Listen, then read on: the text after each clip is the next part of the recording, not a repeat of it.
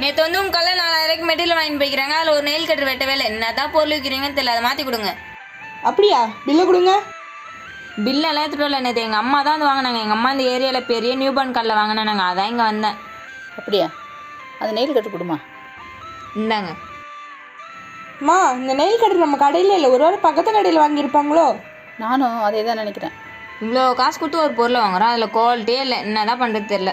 இப்போ பாடுறா, குழந்தைங்க நெல் கட்டில் ஷார்ப்பாலாம் இருக்காது, பிளண்டடாக தான் இருக்கும். இதோ வெட்டுது. அப்புறம் நீ தேடி வந்த கடை பக்கத்தில் தான்டா இருக்குது. இந்த நெயில் கட்டு நல்லா தான் இருக்குது. மாற்றுறதும் மாற்றாததும் இஷ்டம். இந்தா. இதுவும் பெரியவங்க நெயில் கட்டுற மாதிரி ஷார்ப்பாக விட்டு நினச்சிட்டேன். அதனால தான் மாற்ற வந்துட்டேன். சரி வரேங்க்கா. ஏமா பக்கத்து கடைக்காரங்களுக்காக இப்படி வக்காலத்தை வாங்குனீங்க? அதுவா, அவங்களும் நம்மள மாதிரி பொருள் வாங்கி போட்டு எப்போ விற்கும் தானே பார்த்துட்டு இருப்பாங்க. அவங்களுக்கும் ஒரு குடும்பம்னு இருக்குல்ல.